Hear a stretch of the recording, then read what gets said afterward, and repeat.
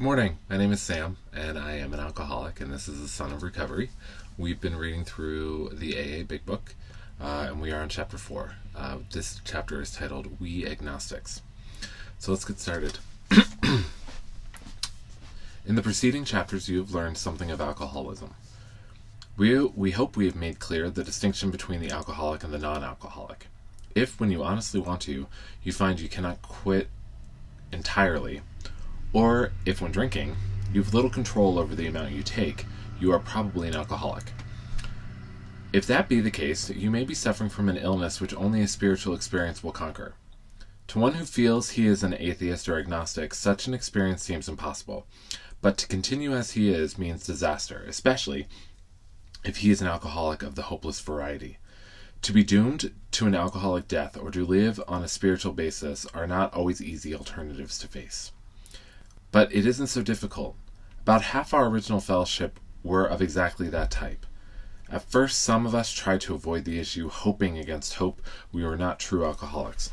But after a while, we had to face the fact that we must find a spiritual basis of life, or else. Perhaps it is going to be that way with you. But cheer up. Something like half of us thought we were atheists or agnostics. Our experience shows that you need not be disconcerted.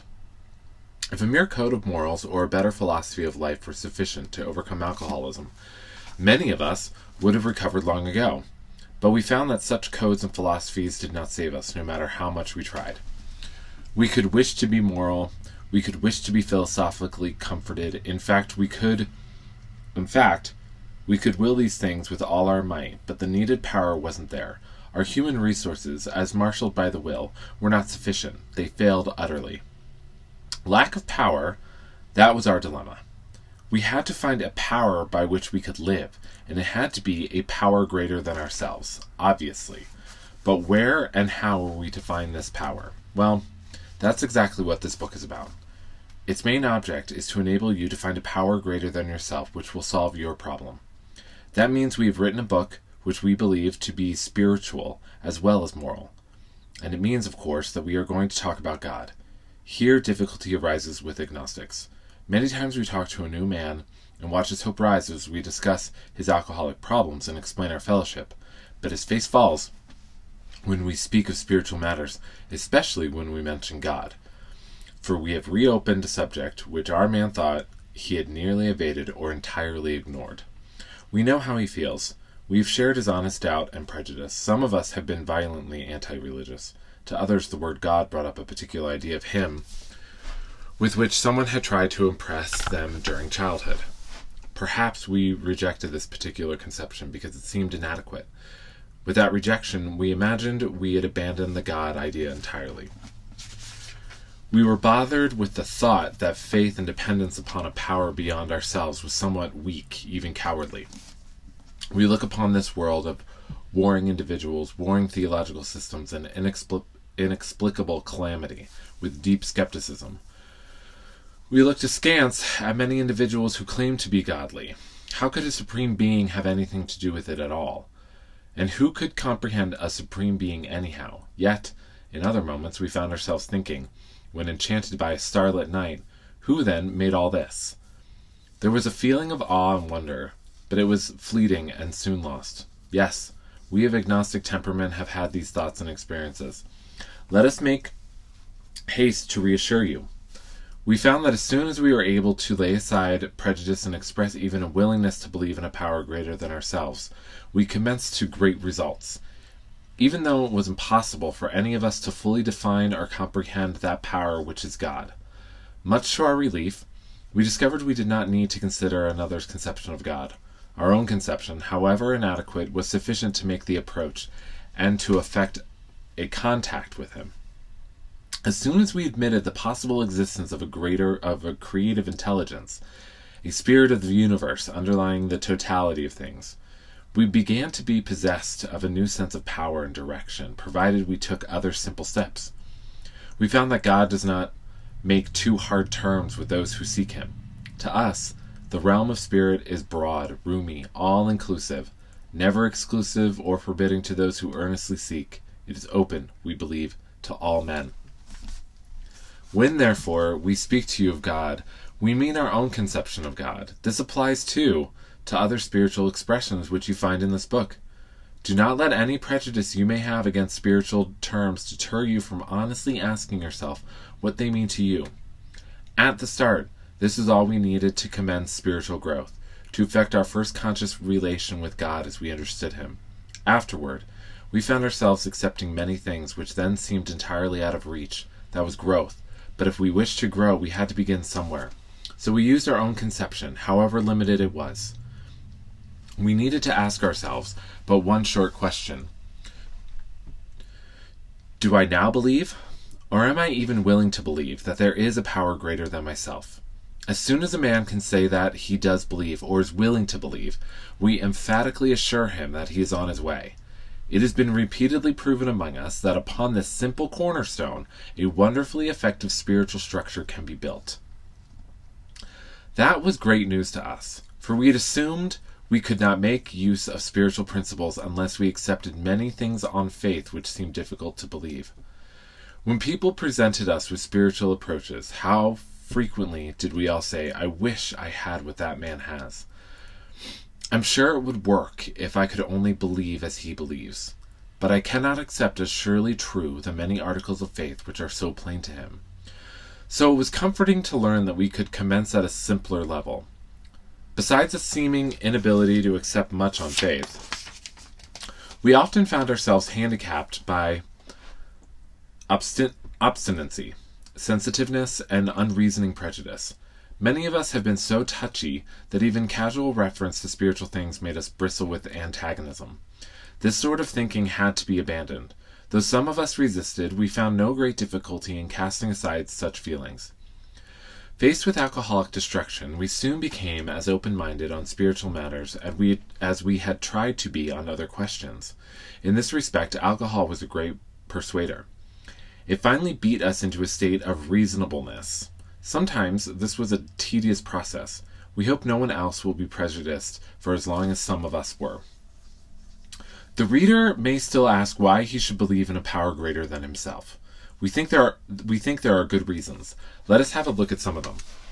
The practical individual of today is a stickler for facts and results. Nevertheless, the 20th century readily accepts theories of all kinds, provided they are firmly grounded in fact. We have numerous theories, for example, about electricity. Everybody believes them without a murmur of doubt. Why this ready acceptance? Simply because it is impossible to explain what we see, feel, direct, and use without a reasonable assumption as a starting point. Everybody nowadays believes in scores of assumptions for which there is good evidence, but no perfect visual proof. And does not science demonstrate that visual proof is the weakest proof? It is being constantly revealed.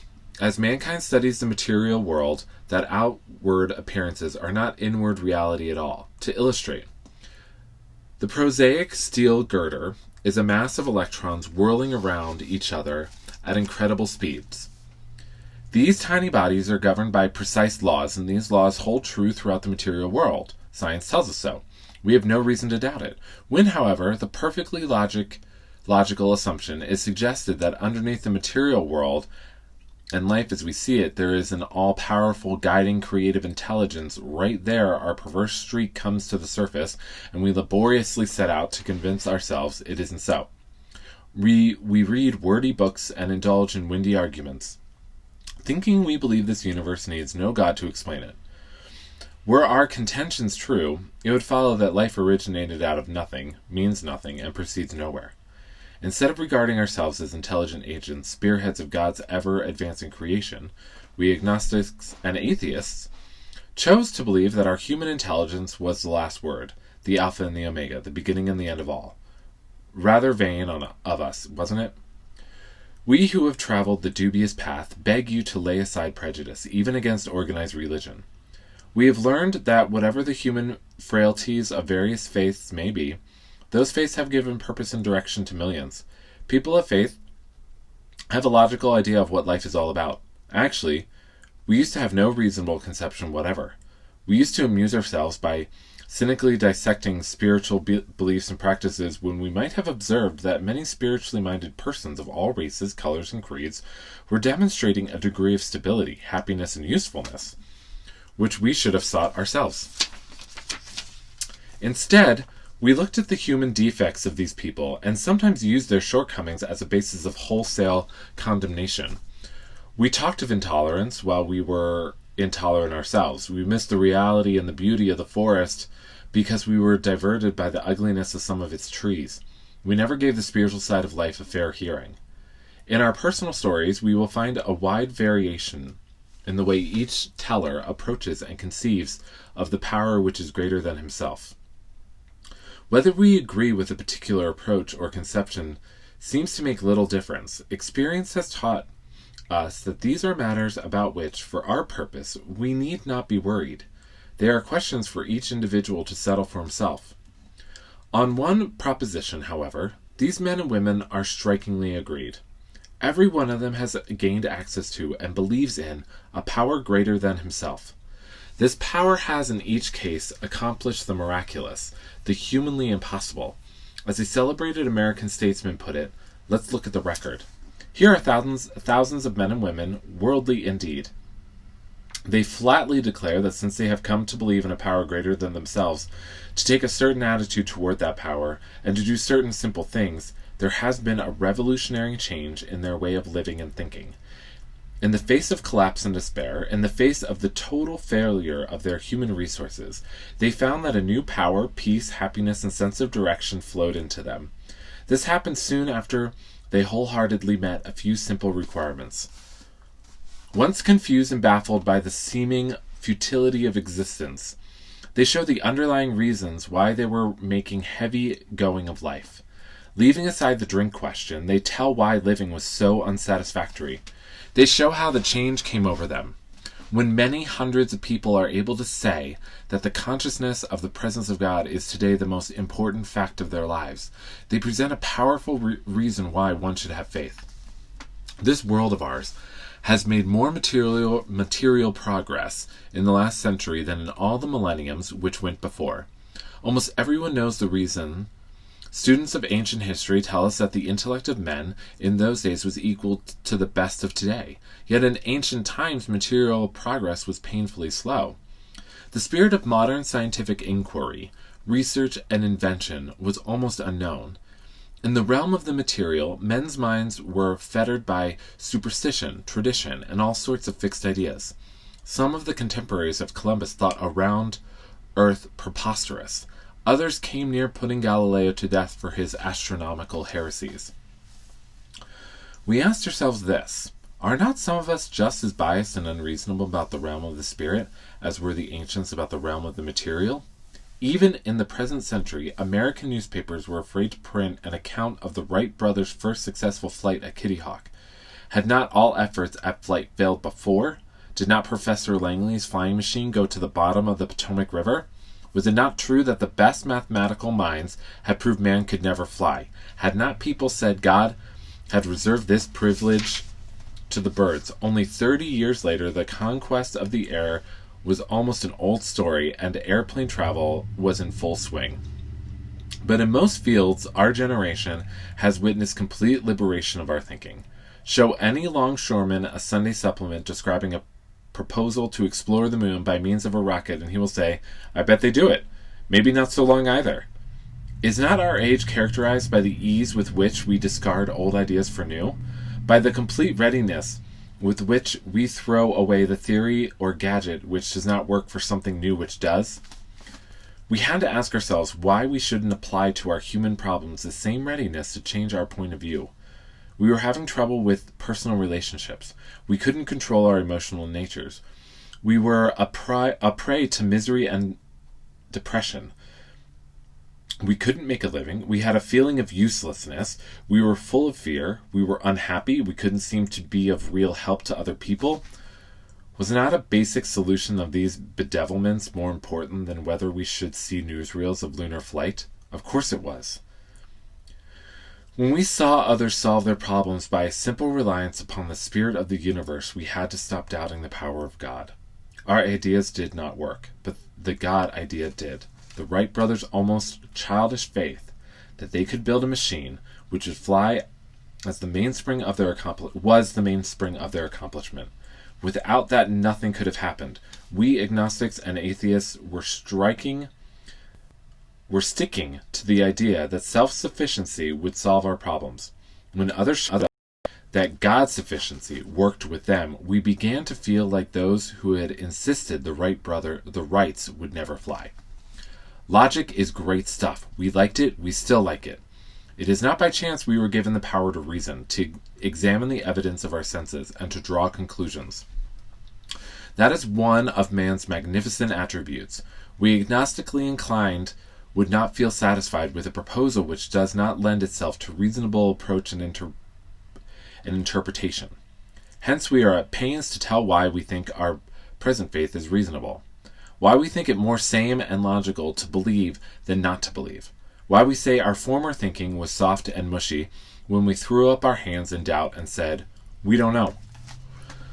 When we became alcoholics, crushed by a self-imposed crisis we could not postpone or evade, we had to fearlessly face the proposition that either God is everything or else he is nothing.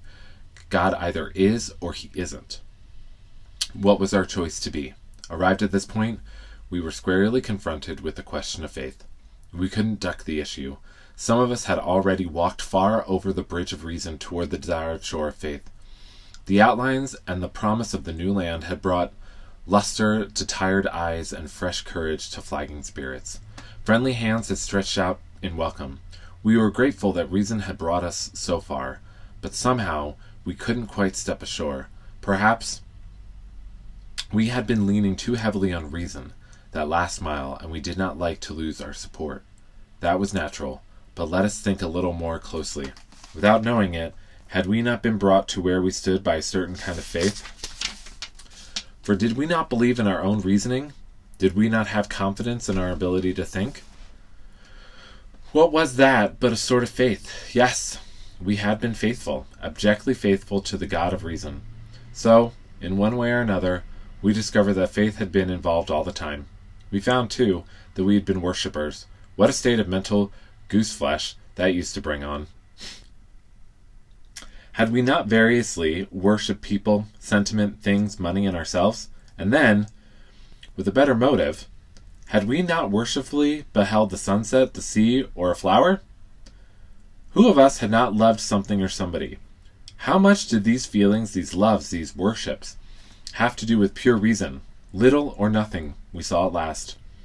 Were not these things the tissue out of which our lives were constructed? Did not these feelings, after all, determine the course of our existence? It was impossible to say we had no capacity for faith or love or worship. In one form or another, we had been living by faith and little else.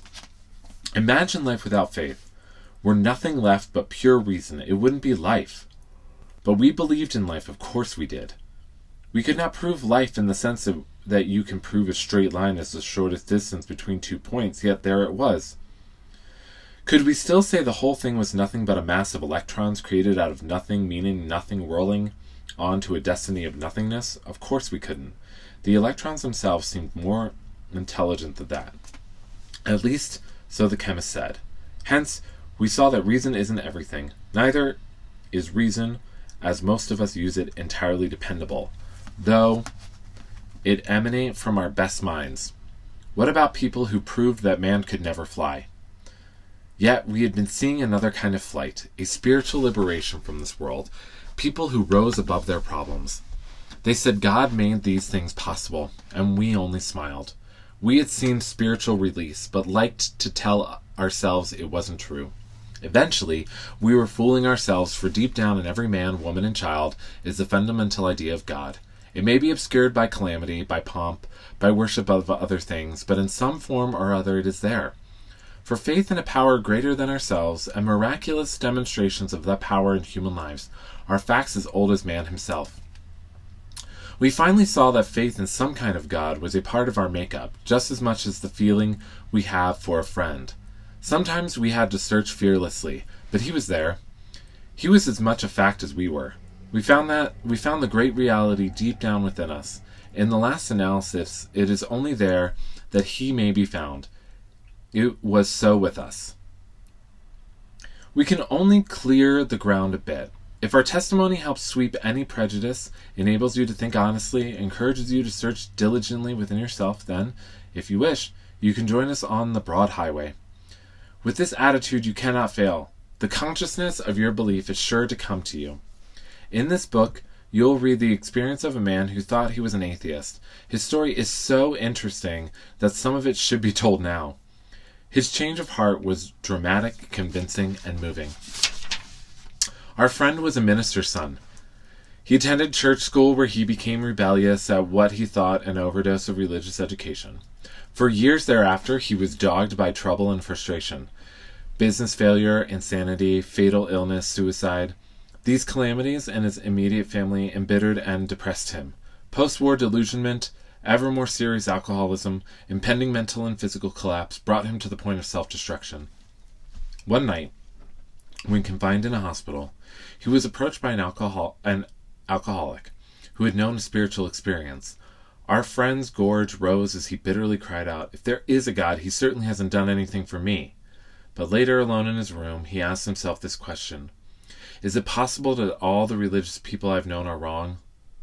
While pondering the answer, he felt as though he lived in hell. Then, like a thunderbolt, a great thought came. It crowded out all else. Who are you to say there is no God? This man recounts that he tumbled out of bed to his knees. In a few seconds, he was overwhelmed by a conviction of the presence of God. It poured over and through him with the certainty and majesty of a great tide at flood. The barriers he had built through the years were swept away. He stood in the presence of infinite power and love. He had stepped from bridge to shore. For the first time, he lived in conscious companionship with his Creator. Thus was our friend's cornerstone fixed in place. No later vicissitude has shaken it. His alcoholic problem was taken away. That very night, years ago, it disappeared. Save for a few brief moments of temptation, the thought of drink has never returned, and at such times a great revulsion has risen up in him. Seemingly, he could not drink even if he would. God had restored his sanity.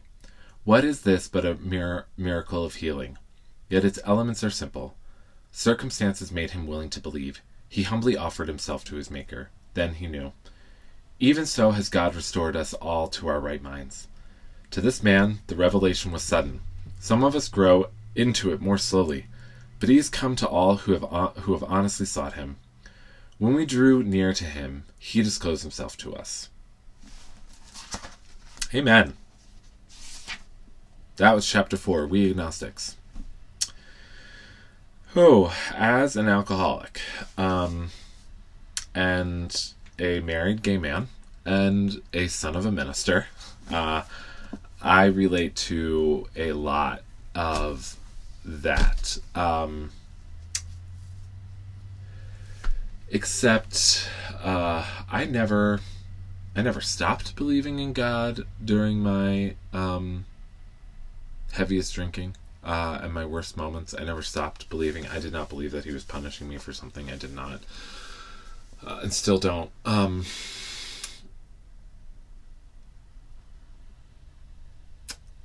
What I knew was that I had turned my back on him for a while of my life. And my first AA meeting was that door opening again of me coming back and saying, I am sorry. And he was there, waiting. And that is my higher power. It has always been and always will be. I have known wonderful people who are sober to this day who have had difficult times with the spiritual experience. My own sponsor from my early days would tell you that he would go and just sit under a tree and pray to that tree because he could not bring himself to pray to God or pray to anything else. And for that, his first year of sobriety, that tree was his higher power and his connection to the universe. And,